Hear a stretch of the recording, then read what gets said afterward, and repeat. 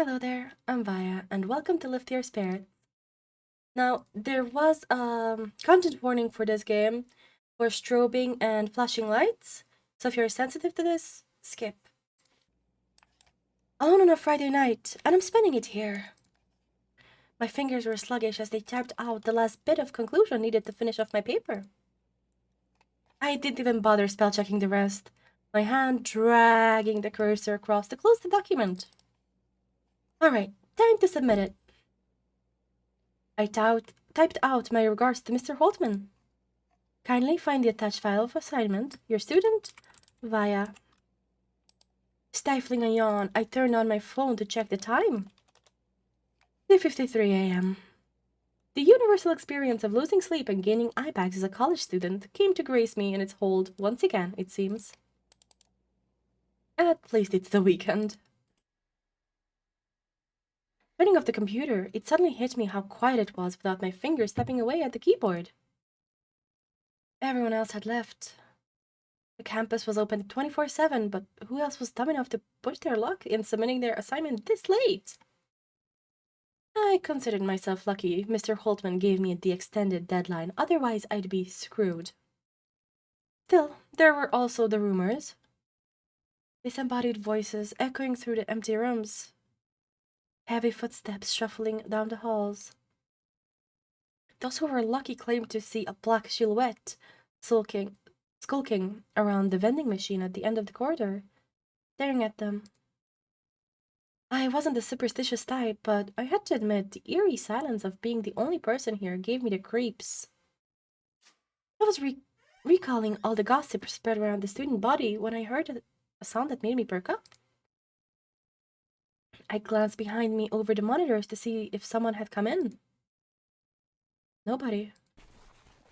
I ignored the goosebumps rising on my arms as I gathered up my things into my bag. Superstitious or no, I've done what I came here for. Time to go. I shambled to the elevator and tapped the button. It rumbled to life, slowly making its way up to my floor. Just a couple more minutes and I'm out of here, I assured myself. I don't know why, but I found myself constantly checking behind me, as if expecting someone there. Yet it's always empty every time I look. I tapped the button some more.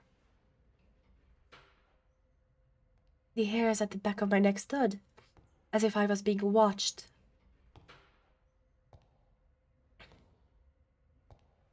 I clenched my fists, ignoring how sweaty they felt in my pockets. Is there someone behind me? I jumped. The door slid open as I released the breath I didn't realize I was holding. I didn't even consider looking back as I stepped inside, refusing to turn around until the doors closed. The chipper background music they played calmed me down somewhat. I'm almost in disbelief they were still playing it at this hour. Almost. I pressed the button for the ground floor, the elevator moving with a small jolt. With nothing to do but wait, I stared as the numbers slowly descended. The lull of the elevator was starting to make me sleepy. I thought of the things I could do once I got home, just to distract myself from the rest of the ride. A shower for sure. Microwave dinner. Oh, okay. I blinked up at the flickering lights. The elevator shuddered and came to an abrupt halt. The music cut out. I tried the button for the ground floor, then the rest. Unresponsive. Pushing the intercom button gave me nothing but static. Hello? No, no, no, no, no, no, this can't be happening. Taking a moment to compose myself, I called out. Is anyone out there? I'm stuck here. Help! I started slamming the doors as panic took hold. There had to be someone out there. Help, please! I'm in here! I didn't stop for a good minute, getting more and more desperate as tears welled up in my eyes. Why now? Why me? I knocked my forehead against the door in a slump, ready to curl up and cry. This sucks. I was about to turn before I felt a chill rub up my spine. The air felt heavy. Is this claustrophobia settling in? I didn't think I had a fear of closed spaces. Unless... There was a raspy moan from behind me. I turned my head and screamed. Across me was a growing blotch of darkness, an oozing mass that seemed to melt through the walls. I scrambled away, my back flat against the doors. A hand emerged from the withering form, grasping at the edges. Foul-smelling black ichor dripped from its fingers. Another arm followed suit, clinging to the other side. I couldn't look away. I couldn't find my voice to scream. A face took shape. A pair of hollow eyes and a manic grin with severed teeth. Several, not severed, sorry. It seemed to smile directly at me. I blacked out. Wake up! Hey! I heard a voice, panicked and flustered from above me. Oh. A person was looming over me, visibly worried as I blinked back to consciousness. You're alive. I couldn't really check for a pulse, so... Anyway, are you alright? I think so? Oh, I'm glad. I didn't mean to scare you back there. I realized I was still in the elevator, but now with a stranger twiddling their thumbs in front of me. They were taller than me, looming a few good inches apart past my head. Their limbs looked even more awkward in the baggy sweater they had. I wasn't sure if they forgot to wash away their makeup or if they just haven't slept for 3 days straight. Possibly both. I realized they were staring at me as well. Their eyes focused on me a little too long, as if they'd forgotten how to blink. So... I suddenly remembered the last thing I saw. That creepy shadow from the walls.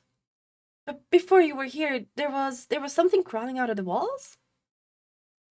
I know it sounds insane, but I swear, it looked straight out of a horror movie.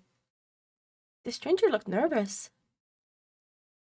Crap, they think I'm nuts. Don't look at me like that. No, I believe you, for sure.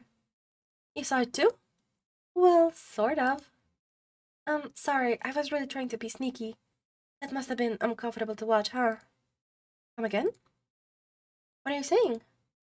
Well, I heard you yelling for help, and I couldn't just leave you alone, so I did the next best thing I could.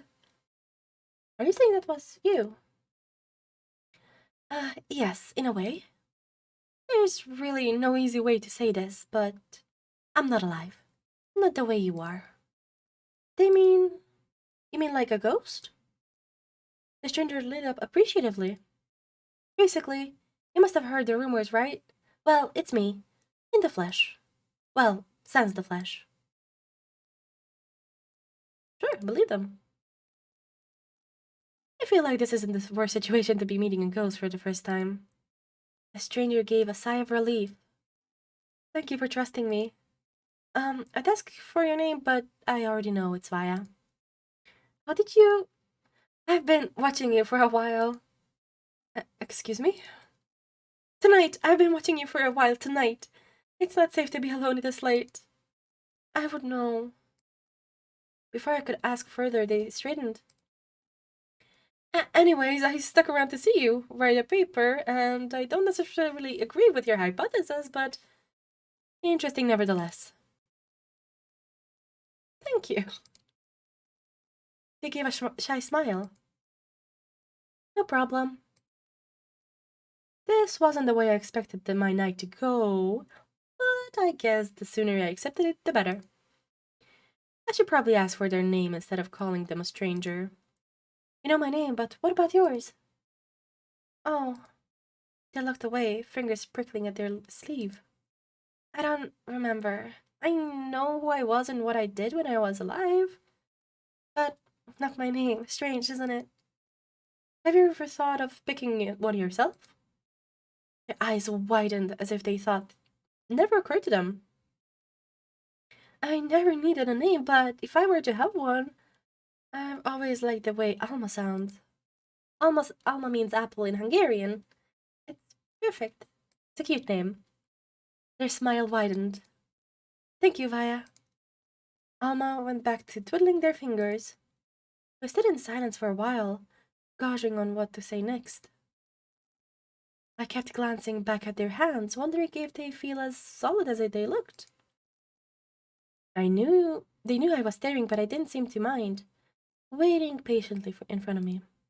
My thoughts were running wild from sleep deprivation and shock to actually form words past their introductions, to be honest. They started humming softly, as if it were to fill the silence. That's when it hit me. For a ghost, you could easily be a student just like me. I have to ask, how did you, Alma had a knowing look in their eyes. Oh man, it's honestly kind of embarrassing. I really want to know.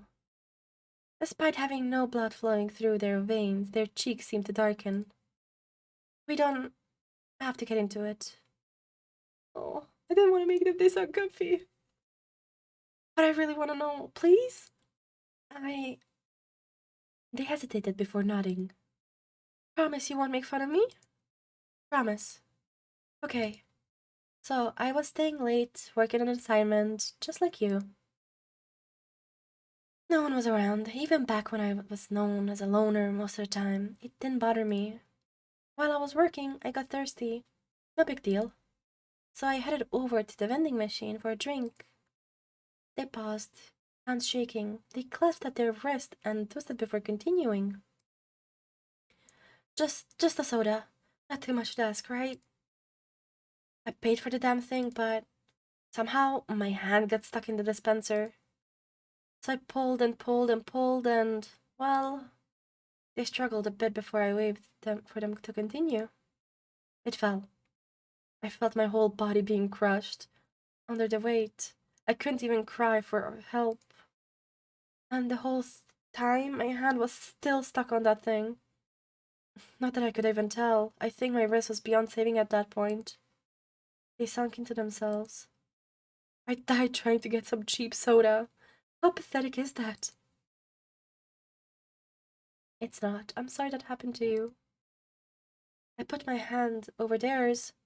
It passed right through, giving an ice-cold chill at my fingertips, but Alma seemed to appreciate it nevertheless. They looked up at me, their nervous hands finally coming to a stop. I've never told anyone about it before. I didn't think it would feel this freeing. Thank you. You know, I think you're a really great person. I want to help you get out of here. I tilted my head. How are you going to do that? I can try some things. That is, if you trust me. Yeah, trust her.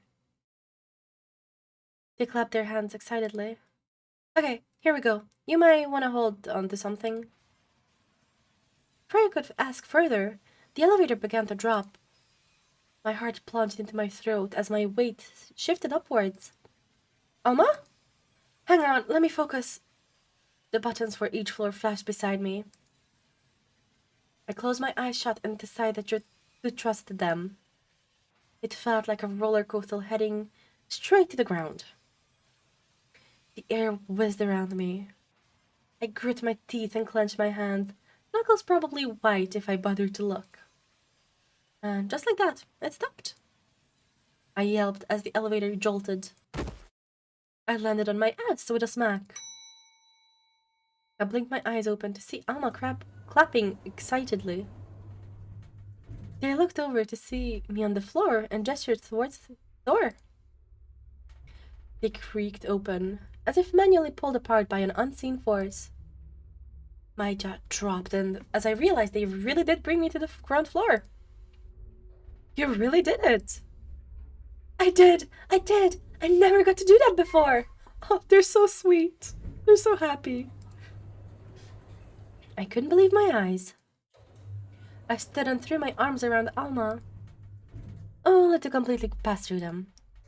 They yelped and backed away to the wall. Give a signal before you do that. I don't appreciate feeling hands inside of me. It's gross. Oh, sorry. I gathered myself and stepped through the doors, Alma following suit. Sure enough, the lobby was empty. The clock on the wall indicating it was close to 4 a.m. now. Oh, well, I guess this is it. I turned to see them trying hard not to reach for their hands, fingers twitching intertwined with one another. It all happened so fast. It sunk in that now I could leave and go home right now if I wanted to. Alma, thank you. I appreciate it. They nod understandingly. I stood there for a moment as they looked at me, before averting their eyes. They were waiting for me to leave. I grasped at my phone inside my pocket, mustering the courage to ask what I was about to ask. Would you ever want to hang out again? They did a double take. Huh? Would you want to hang out? Yes! I'm so happy. But why would you want to? Why wouldn't I? I like you. Once again, their cheeks darkened despite being them. I like you too. Yeah, I'd love to hang out again. Great. Preferably when I'm, not stuck and helpless in an elevator. Oh, my heart skipped a beat when they laughed lightly. Preferably, of course. I'll see you around next week. Yes, don't worry about the time or place. I can always find you wherever you are in the building. Kind of unsettling, but okay. Stay safe, Vaya. I waved and headed towards the entrance, pulling my phone out to call for a driver from one of my apps. When I turned to look back, Alma was already gone. Good end.